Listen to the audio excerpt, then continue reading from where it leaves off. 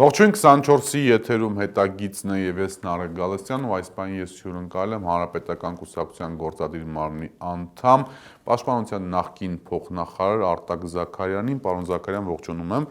եւ շնորհակալ եմ հրավերս ընդունելու համար։ Շնորհակալ եմ հրավերի համար։ Պարոն Զաքարյան, խառն է հայաստանյան քաղաքական դաշտը, սարսափելի խառն է ու այդ խառը լինելու հանգամանքը էլ ավելի խառնեց Հանրապետության,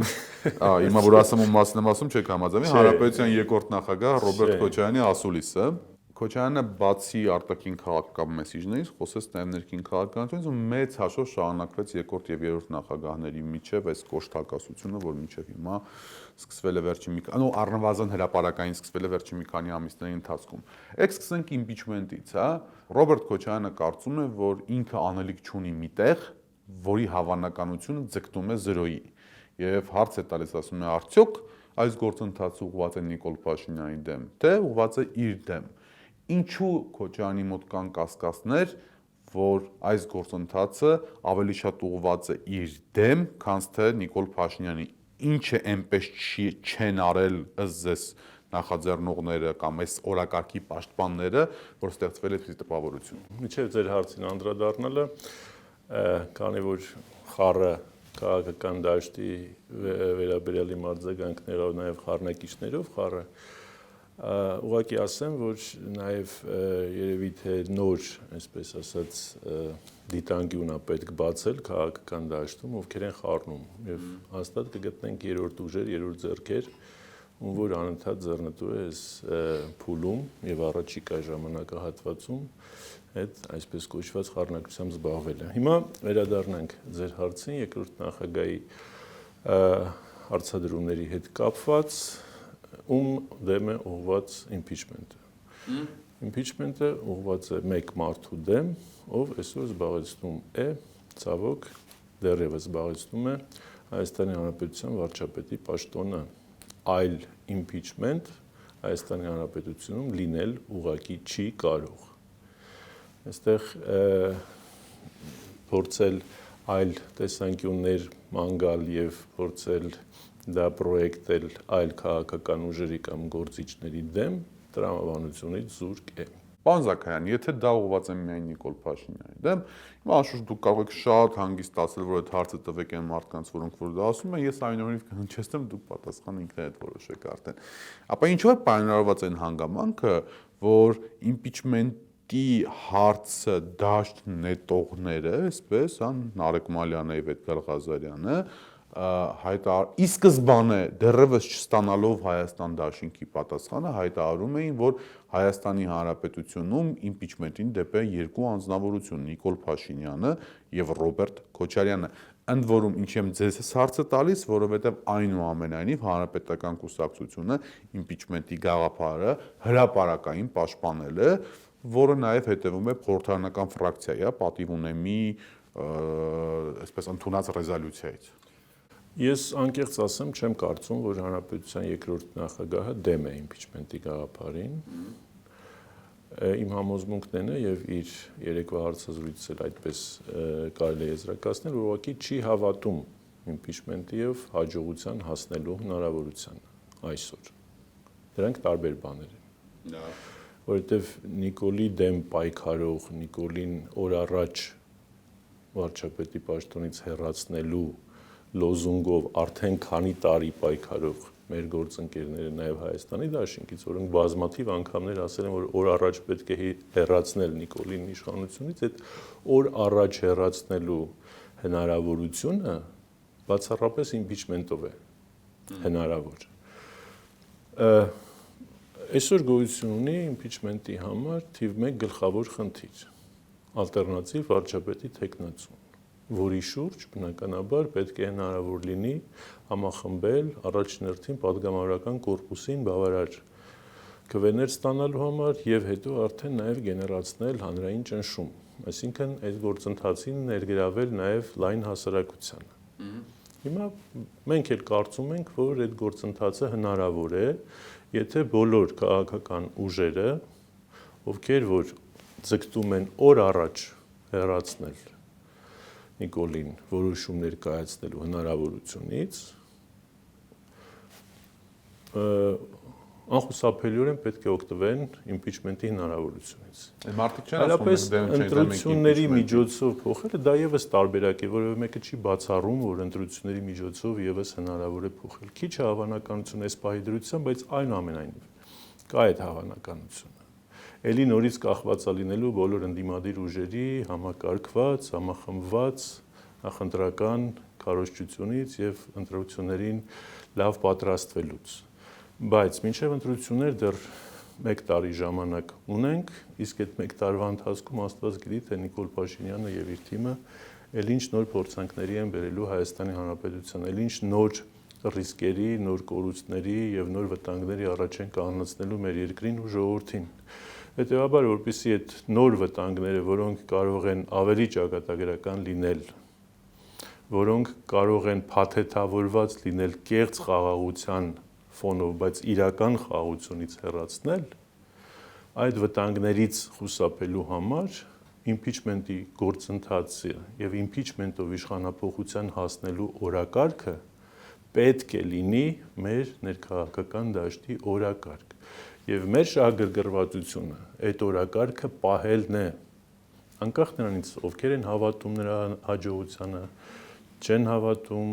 հավանական է, քիչ հավանական է, ինչ որ պահի կարող է լինել նաև շատ հավանական, ինչ որ պահի կարող է լինել նաև օրախնդիր։ Բանզակային առանց Ռոբերտ Քոչարյանի ֆրակցիայի աջակցության նրան հասնել հնարավոր չի։ Բնականաբար ձևակերպել մոտեցումները այնպես, որպեսզի իրենց մոտ տպավորություն չստեղծի, որ այս ամեն ինչը արվում է ոչ թե Նիկոլ Փաշինյանին հեռացնելու, այլ Ռոբերտ Քոչարյանին քաղաքական լուսանցք այսպես ուղարկելու համար։ Նման նպատակ առնվազն պատիվ ունեմ խմբակցությունը չունի, ոչ էլ հանրապետական կուսակցությունն ունի, Մալյանենք ունեն, որովհետև մենք հստակ բազմաթիվ առիթներով ասել ենք, որ միայնակ ոչ հանրապետականը, ոչ Հայաստան դաշինքը, ոչ էլ որևէ այլ քաղաքական ընդդիմադիր, իրական ընդդիմադիր քաղաքական ուժ միայնակ հնարավորություն չի ունենալու որևէ եղանակով հասնել իշխանափոխության։ Հետևաբար, եղանակներն էլ շատ չեն, հա, դες որ վերցնենք, ըստ էության անվստահություն հայտնելու գործընթացն է, այսինքն իմպիչմենտը եւ ընտրական գործընթացն է, արտահերթ կամ հերթական էական չէ։ Եվ այս իրավիճակում բնականաբար մենք չենք հավակնում եւ ոչ էլ ասում ենք, որ մենք միայնակ դա իրականացնելու ենք։ Որևէ մեկը չի կարողանալու դա միայնակ իրականացնել։ Եթե այդպես է, եթե դուք իսկապես Քոչարյանին չեք ցանկանում քաղաքական լուսանցք ուղարկել պատիվ ունենալու հանրապետականի, նման նպատակ իմպիչմենտ ուղղակի չի կարող ունենալ։ Չէ, դե հասկանում եք, մարդկանց մոտ ողջամիտ կասկածներ են առաջանում, որ տեսնում ես թե ինչ հռետորաբանությամբ են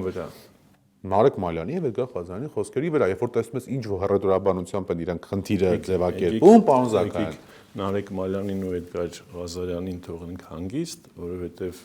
իրենք էլ են բազմիցս ասել, որ իրենք չեն ի վերջո նախաձեռնող, իրենք առաջարկում են օգտագործել այս գործիքակազմը։ Եվ այդ առաջարկը ողջամիտ առաջարկ է։ Մնացած գործընթացի տերը Հայաստանի Հանրապետության ազգային ժողովի падգամավորներն են։ Եվ այս խնդիրը падգամավորները իրենք իրենց ներսում պետք է լուծեն առանց հղում անելու նախաձեռնողների կամ առաջարկողների այս կամ այն հայտարարություններին։ Դե ախր տենց է, տենց չի, հիմա եթե ուզում է, լավ, Էդգարին ու Նարեկին հանգիստ թողեցինք։ Ես եւ դուք ենք առաջարկում ենք ազգային ժողովին անանել, քանի որ ամբողջ ընդդիմությունը արդեն 4 տարի է պայքարում Նիկոլին հեռացնելու դեմ, էլ փողոց գեներացվեց 2 անգամ։ Չէ, բայց եթե ես եւ դուք սկսենք process-ը փայտը վերցնելով ու ի սկզբանե վազելով դեպի ընդդիմության մի հատվածը, մի քիչ մենք հետեւը քաղաքական գործիչները պետքա ի վերջո անեն, չէ, ոչ թե առաջարկողների առաջարկելու ձևի մասին է խոսքը, այլ բուն առաջարկության մասին է խոսքը։ Ինչի այլ ձև չընտրել։ Ինչ նշանակում այլ ձև։ Ավելի քաղաքավարի, քաղաքակիրթ, բաղադրական, ավելի նորմալ, կոնստրուկտիվ։ Ես կարծում եմ պրոդուկտիվ եւ նորմալ առաջարկ է օգտագործել Հայաստանի Հանրապետության սահմանադրությամբ ամրագրված իրական հնարավորություն։ Լավ, մենք դեռ impeachment-ին կանդառնանք այլընտրանքային այդ իրական հնարավորությունը լիարժեք շանսեր ունի դառնալու իրատեսական, եթե բոլոր քաղաքական ուժեր եւ առաջին հերթին ազգային ժողովի պատգամավորական խմբակցությունները կառուցողական մոտեցում ցուցաբերեն այս խնդրին։ Ոչ թե փորձեն խնդրի տակ տեսնել այլ բաներ։ Խնդրի տակ կարելի է տեսնել այլ բան, եթե ի սկզբանե ունես այլ նպատակ։ Եթե այլ նպատակ չունես եւ այնուամենայնիվ մեկ նպատակը իշխանությունների հեռացումն է, ապա հրաժարվել ես գործիքակազմից, ո՞նց եմ ասում, կարող է այս պահին մեր գործընկերները գտնում են, որ այն հավանական չէ։ Դա այլ խնդիր է։ Բայց ասել, որ այս գործընթացը մենք չենք ուզում, որովհետեւ դա ուղղված է մեր դեմ, ներողություն, դա հնարովի, այսպես ասած, պատճառաբանություն։ Հիմա ես ինձ դնում եմ, դուք էլ ցես մի պա դրեք Ռոբերտ Քոչարյանի տեղը։ Ես նստած ինձ նիկավորնի տրոգույու, իմ համար ցած նստած եմ, մեկ էլ երկու հոգի ասում եք, սկսենք impeachment, բայց ի սկզբանե դեռ չսկսելուց դեռ խորհրդակցություններից դեռ ոչ մի բանից առաջ ասում են Ռոբերտ Քոչարյանը դեմ է դրան։ Պարզ է, չէ՞ որ կարող է առաջանալ այս բանը։ Ես ոչ Նարեկ Մալյանի, կողմից շատ հարգելի եւ ոչ էլ Էդգար Ղազարյանի, իմ կողմից շատ հարգելի իրենց փաստաբանը չեմ։ Եվ իրանք էլ հրապարակային գործիչներ են գրեթե ամենօրյա ռեժիմով, շփվում են լրատվամիջոցների հետ եւ տեղեկացնում են հանրությանը ընթացքի վերաբերյալ։ Հիմա կարելի է հենց իրանց խոսքից անել եզրակացություններ, հետևություններ։ Մենք այդ գործընթացը կարևորել ենք միշտ, անկախ նրանից մեր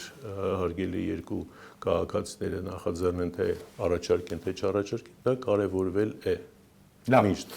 Եվ հիմա այդ առաջարկությունը առավել քան տեղին է, դրանում է մեր աջակցությունը եւ այսպես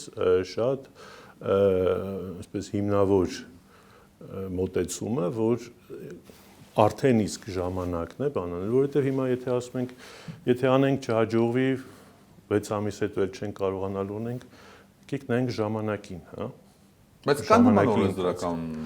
այո, համանդրությունով ասվում է, որ եթե մեկ անգամ փորձում ես չի հաջողվում, հաջորդ 6 ամսվա ընթացքում նման նախաձեռնություն չի կարող լինել։ Պարոն Զաքարյան, մնացել է ընդամենը 1 տարի, նորից եմ impeachment-ին կանդառնանք։ Այս 1 տարվա ներողություն, impeachment-ի հաջորդ հատվածի։ Մենք դեռ այդ Մարուկյանից պիտի խոսենք։ Ուզում եմ Ռոբերտ Քոչարյանի հատվածը այս 1 տարվա ընթացքում, ես սա նորից մեր հասարակության համար էլ ասեմ, ամեն ինչ, ամեն նոր տեսակի փորձանք Նիկոլենք պատրաստ են բերել մեր երկրի վրա,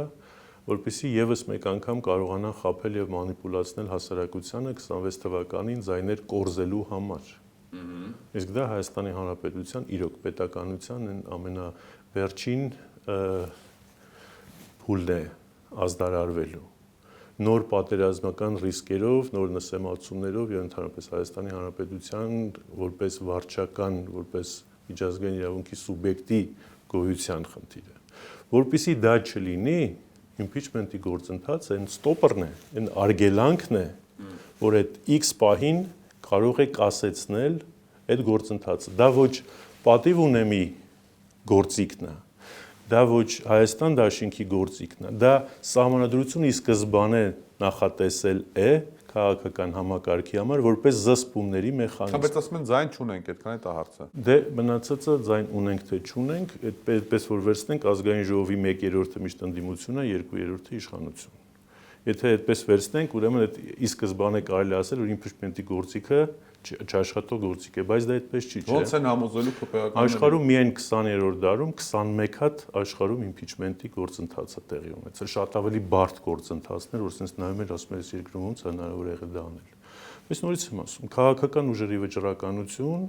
քաղաքական պահի գիտակցում եւ հանրությունն էլ պետք է իր խոսքն ասել, հանրությունն էլ է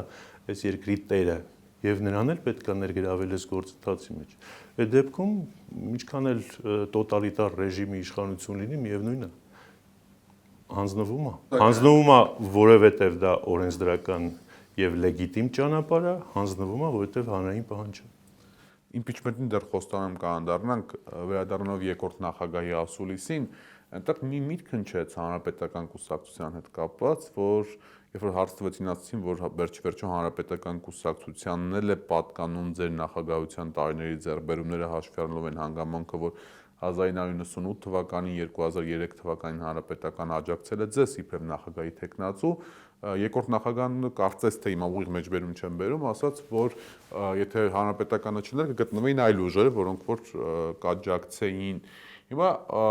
հանրապետական իրեն փայ համարում է Շակերտավոր Քոչարյանի ունեցած հաջողությունների համար կամ այդ նախագահության շրջանի ունեցած հաջողությունների համար։ Հանրապետականը համարի չէ, համարի Հայաստանի նորագույն շրջանի քաղաքական պատմությունը դա արդեն համարել է։ Գուցե հանրապետականը չլիներ, մեկ այլ քաղաքական ուժ լիներ հանրապետականի փոխարեն, գուցե, բայց այդտեղ մենք եթեներով պետք է հետ նայենք, իսկ եթեներով հետ նայելը ճիշտ բան չի։ Եղել այն ինչ եղել է։ Իսկ փաստը այն է, որ հանրապետական կուսակցության համար եւ 98 թվականին եւ 2003 թվականին նախագահի տեխնացուն նախագահական ընտրություններում եղել է մեր շատ հարգելի Ռոբերտ Քոչարյանը։ Եվ այդ տարիներին հանրապետականը ստանձնել է կառավարության համար պատասխանատվությունը, գործադիր իշխանության համար պատասխանատվությունը, չլինելով բացարձակ մեծամասնություն խորհրդարանում եւ ունենալով հանրապետականի ղեկավարությունը եւ նաեւ այն ժամանակ պաշտպանության նախարար եւ վարչապետ Վազգեն Սարգսյանը, երջանկահիշատակ, Անդրանիկ Մարկարյանը, երջանկահիշատակ եւ նաեւ պաշտպանության նախարար Սերժ Սարգսյանը հանրապետական կուսակցության լավագույն գործընկերների հետ միասին կարողացել են պետությունը ոչ միայն զերծ պահել անկայունություններից, այլ նաեւ դնել շատ հաստատուն, կայուն զարգացման եւ ձեռքբերումների ժամանակաշրջան դարձնելով ամբողջ երկիրը, ամբողջ ժողովուրդը։ Սա համատեղ աշխատանք է եղել եւ համատեղ գործընթաց, այո, նախագահի ընդհանուր ղեկավարությամբ եւ գլխավորությամբ։ Եվ այստեղ հիմա բաժանել ասել սա իմ փայնա, սա քո փայնաս, կարծում եմ ճիշտ չի։ Իսկ բացասական կողմերի համար է հանրապետականը պատասխանատու Քոչարյանի իշխանությունը։ Իհարկե, հանրապետական կուսակցությունը առանձնացել է բոլոր տիպի կոալիցիաներից նրանով, որ երբեք կոալիցիան քանդվելուց հետո չի ասել ես գործ չունեմ։ Այս դաշնակցությանը բաներ կամեն վագարոտ էլի որ ասում։ Չէ։ Եվ օրինացեքրի երևի։ Չէ։ Ոչ մեկի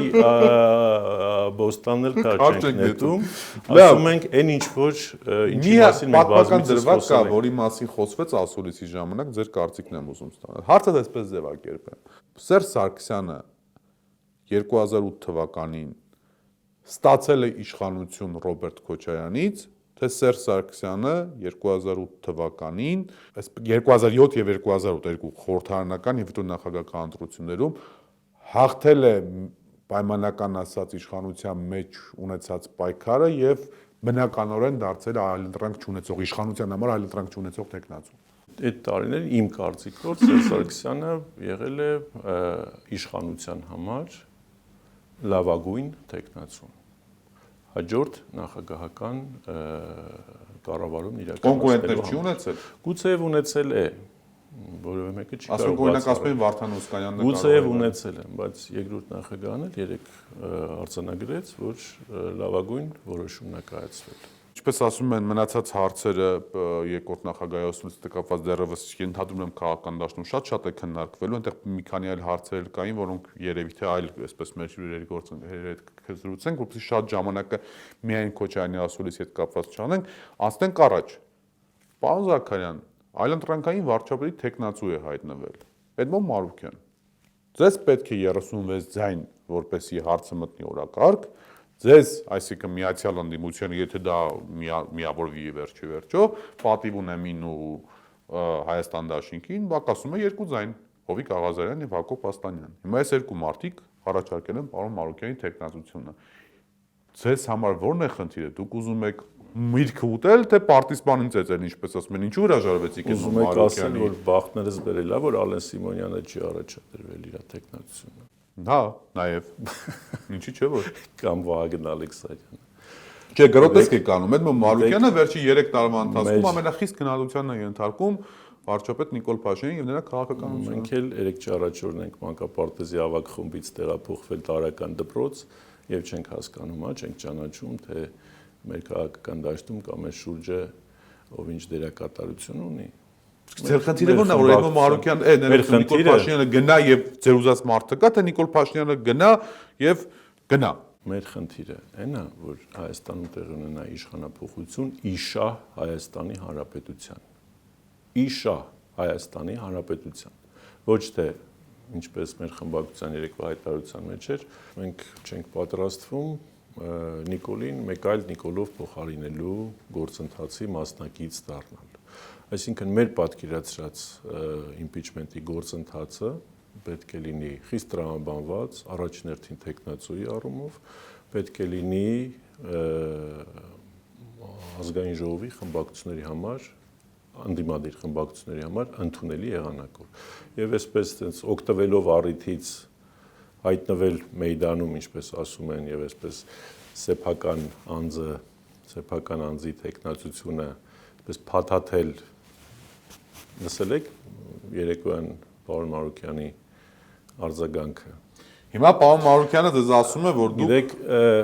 իհարկե կարելի է արձագանքել, ես հասկանում եմ։ Թույլ տվեք հարցը տամ, դուք արձագանքեք։ Պարոն Մարուկյանը ասում է, որ դուք մոնոպոլիզացնում եք քաղաքական դաշտը եւ մոտավորապես ձեր ասած տրամաբանությունը հետեւյալն է. կամ Նիկոլ Փաշինյանը մնում է վարչապետ, կամ վարչապետը դառնում մեզնից մեկը։ Գիտեք, մենակ պարոն Մարուկյանը չի այդպես կարծում։ Ես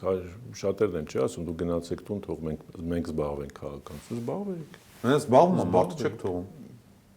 Ո՞վ է խանգարում իրան։ Մենք իրան ասում ենք, դու չես մեր պատկերացրած տեխնացուն։ Գնացեք ստորագրեք։ Մենք իրան ասել ենք, ասում ենք արդեն, ասել ենք։ Ինչ եք ասել։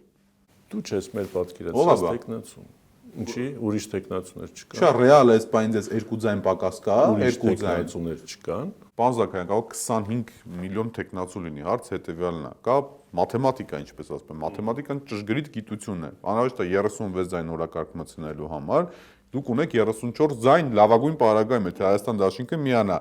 երկու հոգի, ԿՊ-ից հեռացած երկու տարիքով մարդիկ, Հովիկ Աղազարյանը եւ Հակոբ Ասյանը առաջադրել են Էդմոն Մարուկյանին, ասում են որևիցե այլ պարագայում չենք միանալու ձեր առաջարկած տեխնացուին։ Մարուկյանի առավելագույն ձայնը երկու պատգամավոր էր։ Վերջ։ Այլ տեխնացուներ կլինեն, որոնք շատ ավելի շատ ձայներ կհավաքեն։ Ումից։ ԿՊ-ից։ Պատգամավորական խմբակցություններից։ Պամ այդ թվում նաև ԿՊ-ից։ Այդ թվում նաև ԿՊ-ից։ Միշտ ապեք, իմպիչմենտի գործընթացը այնպես չի, որ 2.5 ժամում պետք է անենք ավարտենք։ Սա process է, որը քայլ առ քայլ տանելու է մեր ուզած հանգրվանին։ Ես էլ ինչ-որ բան չեմ կարողանում հասկանալ։ Որ մաս։ Իմպիչմենտի գործընթացը մեր պատկերացմամբ այնպես չի, որ ով այդ պահին ձեռ բարձրացնի, ասի ես եմ պատրաստ եմ լինել, या Սպարտակ, հա, մենք էլ բանան ենք ասենք, ահա վերջապես գտնվել է արի բանան։ Ոչ, մենք ասում ենք իմպիչմենտը պետք է ծառայի Հայաստանի Հանրապետության շահերին։ Կամ թող Նիկոլ Փաշինյանը մնա։ Ինչպես։ Կամ թող Նիկոլ Փաշինյանը մնա, հա։ Չէ, ոչ։ Դե այդպես է ստացվում։ Այդպես չի ստացվում։ Միշտ ապեք։ Միշտ ապեք։ Ախր ես չեմ կարող հասկանալ։ Պարոն Զաքարյան, ասում եք Նիկոլ Փաշինյանի Հայաստանի իշխանության մնալու ամեն օրը շատ վնաս է Հայաստանի պետականությանը։ Մինչև ստեղ ճիշտ եմ։ Այո։ Ահա։ Հայտնվել է մարդ, որը կարողանում է բերի այն երկու ձայնը, որը որ դուք չունեք։ Կարա 3 օր հետո հայտնվի մի մարդ, որը կբերի, ասենք 30 ձայն։ Կարա լինի։ Եթե Ալեն Սիմոնյանը չի դժվար ԿՊ-ից։ Չէ։ Կհայտնվի։ Միշտ ապեք։ Ամեն դեպքում իմպիչմենտի գործընթացի նպատակը նա է, որպեսզի անհրաժեշտության պահին կանգնացնի հերթական կործանարար գործընթացը Հայաստանի Հանրապետության համար։ Այդ պահը կարա լինի վաղը, կարա լինի 1 ամիս հետո, կարա լինի 2 ամիս հետո։ Դրա համար մենք ասում ենք, այս գործընթացը պետք է լինի օրակարգում, եւ այդ օրակարգում այդ գործընթացը ինչքան կարելի է լինելու մարդիկ, գիտեք, որ գալու են ասեն, ես պատրաստ եմ մի հատ պատգամավոր ստորագրելու, էլի ֆրակցիաները կամ առանձին պատգամավորներ կարծիք են, որ Նիկոլ Փաշինյանը ինչ-որ բան ստորագրի, որից հետո գնաք։ Մենք չենք սպասում, մենք սպասում ենք, թե այն տեխնացուն, ով իրականում կարող է ստանձնել այս բարդ իրավիճակում, այս շատ պատասխանատու կարելի ասել պատմական առաքելությունը, այդ տեխնացունի հայտ կգա։ Քրիստոսի երկրորդ գալստյան։ Մենք ասել ենք նաև, որ մենք առայժմ չունենք տեխնացու։ Այդ որն է գրպանում դրված է, այսինքն անուն ազգանունը չեք հանում։ Գրպանում չի դրված։ Դե լավ, դարակում դրված է, Ոչ էլ դարակում։ Կան այդ մարդիկ քաղաքական դաշտում։ Ինձ մի հոգու անուն կտակ, որ օրինակ ձեզ համար ընդունելի կլինի, որ կրիտերիաները պատկերացնեմ։ Իմ տեսանկյունից թե հանրապետական կուսակցության տեսանկյունից։ Ասպա партия это я это партия։ Կգա ժամանակը կտանք նրանք ջան։ Ոչ թե այսպես բան սիրողական մակարդակով, անձնական նախասիրությունների բանով տեսանկյունից, այլ հիմնավորված։ Բայց մենք առաջին հերթին ուզում ենք, որ բոլոր քաղաքական ուժերը այս գործընթացում ներգրավված լինեն, բայց ոչ Էդմոն Մարուկյանի նման։ Էդմոն Մարուկյանը իր քաղաքական բուլինգով է զբաղված։ Իր քաղաքական գործունեությունը վերջին առնվազն, լավ 22-24 թվականներին այդ ճանապարհը անցնելուց հետո նա ոնց է պատկերացնում, այսինքն իրան ինչ վերաբերմունք պետք է լինի։ Ինչ 22-24։ 2022-2023։ Ավելի շուտ հրաժարական տվել, 24-ից առաջ է տվել։ 24 թվականի մարտի 14-ին հրաժարական տվել կամ մարտի 4-ին։ Հա։ Այո։ Դուք ավելի լավ եք հիշում։ Ես այդքան լավ չեմ հիշում, բայց այնուամենայնիվ։ Այնուամենայնիվ։ Ինչի մարդ չկա, որը որ Նիկոլ Փաշինյանը հետ համագործակցել է, ներողություն, դուք այսօր իր այդ մարդու հետ համագործակցում եք։ Ինչ ձեր ֆրակցիա համագործակցել, չհամագործակցելու մեջ չի։ Հարցը տվյալ մարդու ստանձնած քաղաքական դերակատարության եւ այդ դերակատարության արդյունքում Արցախի կորստի եւ Հայաստանի պետականության թուլացման մեջ է։ Այսինքն Էդմոն Մարուկյանը Արցախի կորստի ինչ կապ ունի։ Հատուկ հանձնարարություններով դեսպան ինչ էր։ Հետ այնց հատուկ հանձնարարություններով դեսպաններ շատ են, ինչ նշանակում է բոլորը Արցախի կորստի հետ կապ ունեն։ Միանշանակ։ Չեք սեղմում այն դաշտը, որ եթե հնարավոր է համագործակցել։ Ում հետ։ Ընդհանրապես քաղաքական դաշտը ձեր էս բաներով, կրիտերիաներով։ Չէ, այլապես եթե քաղաքական դաշտում չկան սկզբունքներ, ինչ է ստացվում։ Անսկզբունքային քաղաքական դաշտը ինչ հեռանկար կարա ունենա։ Այդ դեպքում ինչի համար են քաղաքական ուժերը, ինչի համար են գաղափարախոսությունները, ինչի համար են հայտարարված սկզբունքները, նպատակները, կարմիր գծերը։ Ինչ ով էլ վերկացավով ինչ բան արեց, հա, ափաթափալ պետք է գնալ դրա հետևից, գնացի Նիկոլի հետևից, ինչ ստացվեց։ Ոչ սկզբունք կար, ոչ հայտարարված նպատակ կար։ Պրոստը պատիվ ունեմ արտակրներ գրեր պատրաստ են քննարկել ցանկացած տեխնացու, մինուս Էդմոն Մարուկյան, որպես պատիվ ունեմ շատ հստակ գրել է, պատրաստ են քննարկել ցանկացած տեխնացու առանց նախապայման։ Լավ։ Քննարկել ենք։ Էլի կարող է քննարկենք, հաջորդին էլ ասենք, չէ։ Ինգեր ջան, դու մեր պատկերացրած տեխնացուն չես։ Օրինակ Ռոբերտ Քոչյանը ձեր պատկերացրած տեխնացուն է։ Ասենք, որ այո։ Պատրաստ ենք։ Եթե նման նախաձեռնություն կլինի։ Դեք խնդիրը նորից եմ ասում, երկիրը այս իրավիճակից դուրս բերելու եւ օր առաջ դուրս բերելու հնարավորությունը բաց պահելն է։ Ոչ թե այդ հնարավորությունը կա, բայց քանի որ չենք նախաձեռնել, դե լավ եկեք սպասենք ընտրություններին։ Կարող է սպասենք ընտրություններին, ընտրություններում էլ հաղթենք, բայց հետո շատ ուշ լինի, ինչ որ մի բան փոխել, ինչ որ մի բան կանգնեցնել։ Իմ մտավախությունն է, որ եթե նպատակը ընտրություններում հաղթելն է, շատ լավ, եկեք ամեն ինչ դնենք մի կողմ, զբաղվենք ընտրություններում հաղթելու նախապատրաստվելով։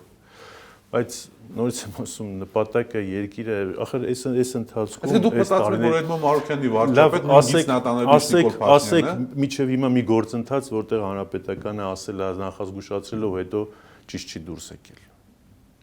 Բայց լավ, այսքան էս պատմական հիշողությունը, այս անցած ճանապարհը, հետագիծը քաղաքական ուժերի ինչի համար է, որ մարդիկ դրանով չէ հետևություն անեն, ում վստահ են, ում չվստահ են։ Պարոն Զաքարյան, այստեղ մի հարց է առաջանում։ Այսինքն հիմա լավ, Էդմոն Մարուկյանը չեք ուզում, մյուսին չեք ուզում, բայց կապրիչ չի դա։ Դա կապրիչ չի։ Ներողություն, հարցը ձևակերպեմ։ Դուք ասում եք կա վերահաս աղետ, ակնհայտ է, որ Էդմոն Մարուկյանը կամ այլ մարդիկ, որոնք միգուցե ձեզ համար ընդունել չեն, այս բարագամ Էդմոն Մարուկյանը իր հանրային խոսքում ասում է, որ այն փաստաթուղթը, որը սեղանի վրա է դրված Նիկոլ Փաշինյանի եւ Իլհամ Ալիևի միջև, դա կործանարար փաստաթուղթ է, ու դա ոչ մի պարագայում չպետք է ստորագրել։ Էդմոն Մարուկյանը ասում է, որ պետք է հիմա զարգացնել հայ-ռուսական հարաբերությունները։ SNN եւ այլն։ Այսինքն իր հանրային խոսքում ինքը ասում է, որ այս կործանարար ընթացքը պետք է կասեցնել։ Ուրեմն միջև այդ Էդմոն Մարուկյանը սուրճ է խմել Նիկոլի հետ եւ ասել, որ Արցախի հարցում ամեն ինչ նորմալ է։ Մի քիչ ժամանակ հետո սկսվեց պատերազմը։ Դրանից հետո Էդմոն Մարուկյանը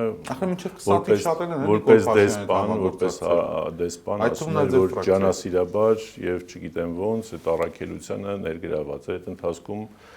Արցախ Նիկոլը գնաց Արցախը ճանաչեց Ադրբեջանի կազմում, ծպտուն չկար, անհամաձայնություն չկար, հետո բլոկադան եղավ, անհամաձայնություն չկար, ամեն ինչ նորմալ էր։ Չէ, մարդը Հետո պատերազմ եղավ, անհամաձայնություն չկար, ամեն ինչ նորմալ էր։ Հետո բռնի տեղահանում եղավ։ Նոր դրանից հետո 6 ամիս հետո մարդը գրեց, որ որոշ արտաքին քաղաքական խնդիրների շուրջ այլևս հնարավոր չի համագործակցել եւ ինքը դուրս է գալիս։ Հիմա դուք լինեք կհավատաք։ Դուք կհավատաք։ Ես անձամբ։ Այո։ Վստահ եմ, որ չեք հավատա։ Չեմ մեկնաբանում։ Վստահ եմ, որ չեք հավատա։ Արիկ ջան, ես ձեզ լավ եմ ճանաչում։ Չեմ մեկնաբանում։ Իսկ քաղաքականության մեջ վստահությունը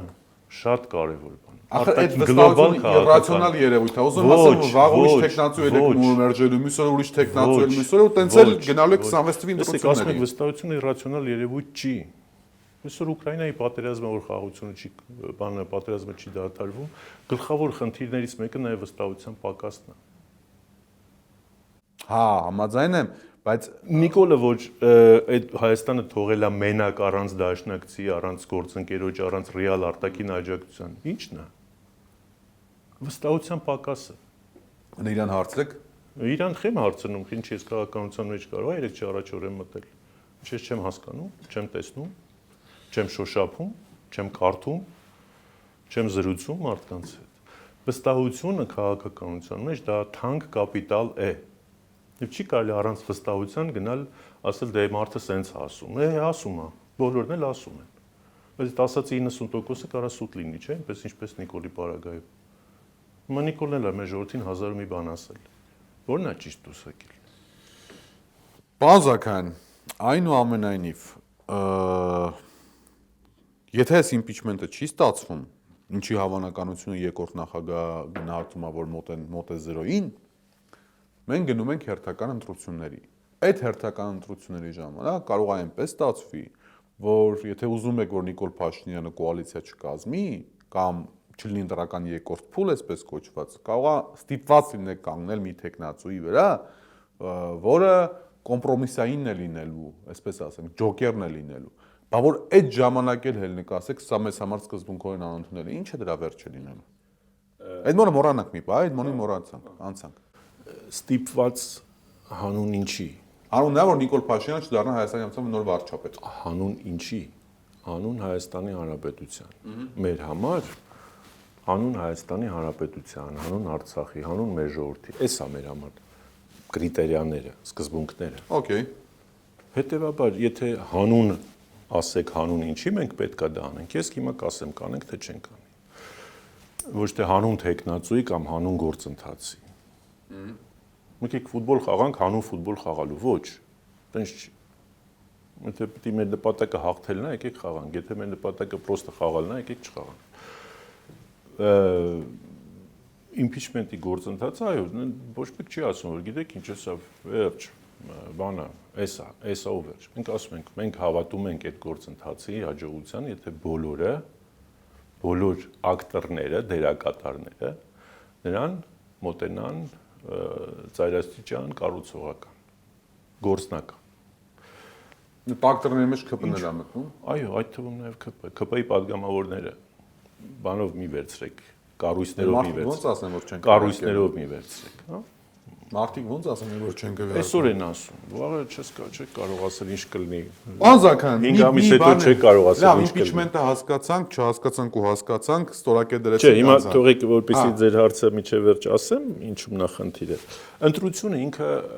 ժամանակագրությամբ պայմանավորված երևույթ է, որովհետեւ մեկը չի ասում, եկեք հիմա ընտրություն անենք։ Ընտրությունը ժամանակը գալիս է անում ենք։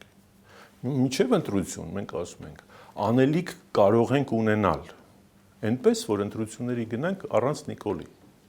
Եվ այդ ընթացքում Հայաստանի Հանրապետությունն էլ Նիկոլը չմտցնի նոր պատմությունների մեջ։ Կարծում եմ, սրան տրամաբանորեն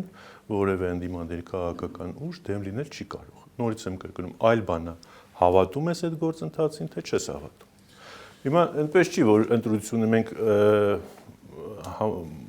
impeachment-ի գործընթացը չստացվի, մենք ասելու ենք, որ տենց է, մենք ոչ։ Փորձելու ենք հաջորդ ընտրության ճանապարհով։ Բայց քանի որ մենք տեսնում ենք քաղաքական զարգացումներ ուր է գնում եւ Նիկոլը հիմա դրսում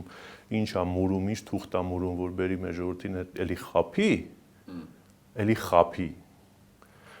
անունը դնելով խաղաղություն, բայց մեջը խաղաղություն չլինի ու խափի։ Այդ մենք դա չենք ուզում, մեր ժողովուրդը առանց էլ շատ է խափվել Նիկոլից։ Չենք ուզում, որ էլի խափվի։ Դրա համար impeachment-ի գործընթացը այդ խափեության process-ը կասեցնող հնարավորություններից մեկն է։ Կհաջողվի, թե չի հաջողվի, կախված է քաղաքական ուժերի, ընդդիմադիր քաղաքական ուժերի միասնականությունից։ Այդ միասնականությունը չկա։ Դա չկա էլի, ամբողջ օրը իրար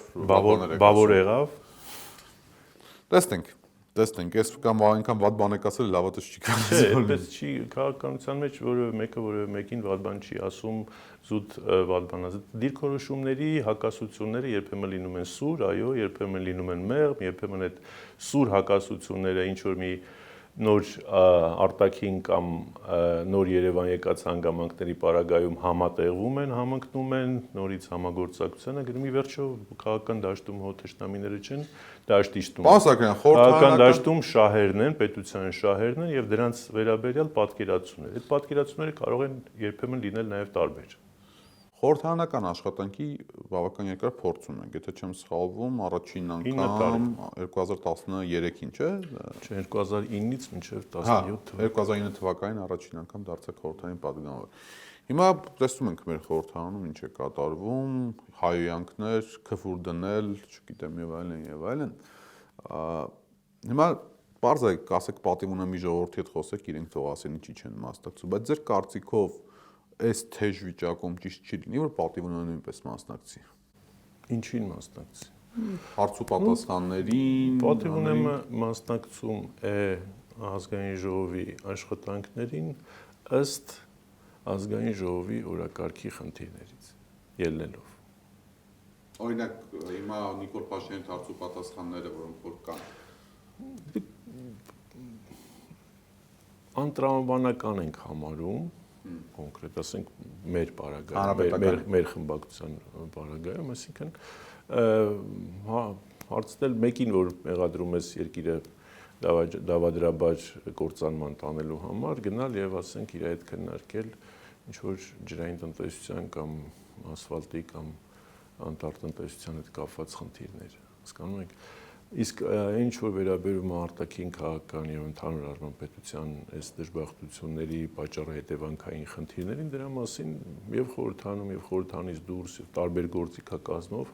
մեր падգամավորները եւս Հայաստան Դաշինքի падգամավորների հետ միասին շատ ակտիվ այդ մասին անդադ խոսում են, ասում են, հանդես են գալիս տարբեր նախաձեռնություններով։ Ոնց գնահատեք խորհրդանում այս վերջին այս կրտուկը։ Ինչի մասն է ասես դա վկայում։ Դա վկայում է ՔՊ-ի ոչ adekvat պահվածքի մասին։ Դա վկայում է ՔՊ-ի իրականության զգացումը կորցնելու մասին։ Դա վկայում է ՔՊ-ի ապագայի նկատմամբ իրանց տեսլականը չտեսնելու մասին, չունենալու մասին։ Թե լկտիանալու, անպատիժ լինելու։ Դե այդ լկտիությունը պետք է որոշակի բան ունենա, չէ՞։ Դե ՀԿ-ի падգամավորել կային, չէ՞, ժամանակին իշխանության ժամանակ, ես ասում եմ, այդ լկտիությունը այնպես անպատժելիության եւ ամենաթողության խնդիր չի։ Այդ լկտիությունը սեփական ծանր բեռի գիտակցության եւ ապագայի պատասխանատվության հանդեպ դրսևորում է այդ պահվածքը։ Ես օրինակ հիշում եմ, որ հանրապետականի падգամավորներ կային, որոնք անհանդուրժող են։ Այո, բայց գիտեք, ի նկատի ունեմ վատեին պահում են տրամաբանության, որ գիտեին իրենց ոչինչ չի լինելու։ Հիմա ԿՊԱ-ականն են մտածում։ Քաղաքական մեծամասնությունը աշխարհի բոլոր խորհրդաներում, հատկապես դոմինանտ մեծամասնությունը, որը բացարձակ մեծամասնությունն է, միշտ աչքի անգնում հանդուրժողականությամբ։ Քաղաքական փոքրամասնությունը, այսինքն ընդդիմությունը, հատկապես ինչքան փոքր, այնքան ավելի ագրեսիվությամբ պետք է աչքի ընկնի։ Մեր մոտ հակառակն է։ Մեր մոտ տոտալ հակառակն է։ Ինչի է հակառակ։ Ոչ թե նրանից է, որ իրանք չգիտեն ինչ է հանդուրժողականություն։ Հանդուրժողականությունը իրանց ավելի է ձեռ տալիս հիմա։ Որպեսզի ցույց տան իրանց իշխանության անսասանությունը, կայուն կառավարումը, հասարակության մոտ վստահություններ շնչեն, ընդհակառակ իրանց վարքը, իրանց քաղաքական վարքաբանությունը խոսում է այն մասին, որ հանդուրժողականության փոխարեն իրանք ծայրաստիճան, այսպես անհանդուրժողական եւ ինչպես ասեցի, կոլեկտիվ դրսևորում են ցուցաբերում, որովհետեւ իրանք էլ ներսում չունեն հարցերի պատասխանը։ Չունեն։ Իրանք էլ նաեւ ունեն արդեն հստակ գիտակցություն, որ աստիճանաբար մոտենում է պատասխանատվության պահը քաղաքական, որից հետևելու է նաեւ իրավական պատասխանատվության պահը։ Այսինքն ինչ, մենք այն ազգն ենք, այն ժողովուրդն ենք, որ sense Ղարաբաղը անցավ գնաց, всё մոռացանք 5000 եւ ավելի զոհված մեր հայրենակիցների ընտանիքներին պատասխան չունենք տալու։ Չգիտենք էլ ինչի համար են զոհվել։ 150,000 մարդ, որ 4000 տարի արմատի պես կպած իր հայրենիքում ապրել է, շենացրել է, զարգացրել է մոնղոլներ, թաթարներ, սելջուկներ, արաբներ, թուրքեր, ով ասես գնացել եկել է, բայց մնացել են անսասան, հիմա մի քանի օրերի ընթացքում բռնի տեղը հանում ու վերջ, տենց էլ պետք է լիներ։ Լողացանք անցավ։ Իհարկե ոչ։ Իհարկե այդպես չի, ինչի կպնչի հասկանում, դա շատ լավ է հասկանում։ Այդտեղից էլ ձեր հարցի պատասխանը ինչի է իրանց վարկի այդպեսին։ Այսօր երբ որ մեր հաղորդումը եթեր դուրս եկած կլինի, արդեն տեղի ունեցած կլինի Ռուսաստանի արտաքին գործոստ նախարար Սերգեյ Լավրովի այցելությունը Հայաստան։ Պարոն Զաքարյան, մի կողմից օրվա իշխանությունները ընդդիմությանը, այսպես տիտղոսային ընդդիմությանը ընդհանրապես եւ ի մասնավորի նաեւ հանրապետական կուսակցությանը մեղադրում են գուբերնիստ, չգիտեմ, 5-րդ շարասյուն, կայսրության վերականգնման ջատագովներ ու այսպիսի բազմաթիվ էպիտետներով, սա մի հատվածն է։ Մյուս իրականությունում Ռուսաստանի նկատմամբ Հայաստանում իշխանությունների կողմից վարվում է հետևողական քարոզչություն, հակաքարոզչություն, որը օբյեկտիվ հակառուսականությանը ավելացնում է նաև Արցախի հարցում օբյեկտիվությունը նկատի ունեմ, ավելացնում է նաև այսպես կրակի վրա փայտել մեծ քանակությամբ, սա մի հատվածն է։ Երկրորդ հատվածում երբ որ Հայաստանում քաղաքական իրավիճակը քիչ թե շատ այսպես այս կոմեն-կոմ է լինում, Ռուսաստանից մշտապես Հայաստան են գալիս բարձրաստիճան պաշտոններ, որը ընկալվում է օրվա իշխանությունների նկատմամբ քաղաքական աջակցություն։ Համաձայն եք այս գնահատականի հետ։ Այլ պարագայում կարելի է համաձայնվել այսօրվա իրավիճակում համաձայն չեմ գնահատականի հետ, բացառիկ իրավիճակ է։ Բացառիկ է նաև աշխարհում, բացառիկ է նաև Ռուսաստանի քաղաքականության համար, բացառիկ է Հարավային Կովկասում բալանսների հնարավոր փոփոխության եւ Ռուսաստանի արդեն որոշակի վտանգված շահերի համար։ Հետևաբար, կարծում եմ Ռուսաստանի արտգործնախարարությունը գալիս է ճշգրտումներ անելու առաջին հերթին եւ նաև ռուսական արտաքին քաղաքական դիրքորոշումները եւս մեկ անգամ այստեղ ներկայացնելու։ Չգիտեն, հա։ Գիտեն կամ չգիտեն, դա այլ խնդիր է, այսօր ինֆորմացիոն հոսքերը եւ իրադարձությունները քաղաքական այնքան արագ են տեղի ունենում, որ ինչ որ մի կուտակված այնուամենայնիվ խնդիրների օրակարգ տեսնում եմ ես Ռուսաստանի արտգործնախարարի այցի մեջ։ Հետևաբար չեմ կարծում, թե այցը այդպես աջակցություն հայտնելու մեջ։ Աջակցություն հայտնելու հազար ու մի այլ ձևեր կան։ Վաղը Մատվիենկոն է գալիս, մյուս ամիս։ Նիկոլ Փաշինյանը Մոսկվայում էր մայիսի 9-ին։ Հենց ամենաբարձր, այսպես ասած, մակարդակում կարող էր այնպիսի ժեստային աջակցություն ստանալ։ Միջալյուց ժեստերի լեզուն այսօրվա աշխարհում քաղաքական բարձրաստիճան քաղաքական մակարդակում շատ ընդունված է։ Բայց չստացավ այդ աջակցությունը։ Կարծում եմ արտգործնախարարի այցը ավելի շատ գործնական խնդիրների վերաբերյալ է, որովհետև Հայաստանը սրանք դարձրել են տարբեր քաղաքական կենտրոնների ազդեցության ուժերի բախման գոտի։ Եվ Ռուսաստանի այցը շատ ավելի շատ ուղղված է այլ երկրներին, Ռուսաստանի արտգործնախարարի այցը, քան ներսում ինչ որ աջակցություն։ Ինչ աջակցություն, այսինքն եթե մի երկրի կառավարություն պատրաստ է իր բոլոր շահերը տրորել, ոտնահարել, հանձնել, չպաշտպանել, աղճատել, ինչին աջակցես։ Դրա հետ մեկտեղ Լավրովին Հայաստանում իշխանության այսպես արևմտամետ սատելիտները դիմավորում են Պուտին մարդասպան, Լավրով մարդասպան գրություններով վաղանել առավոտյան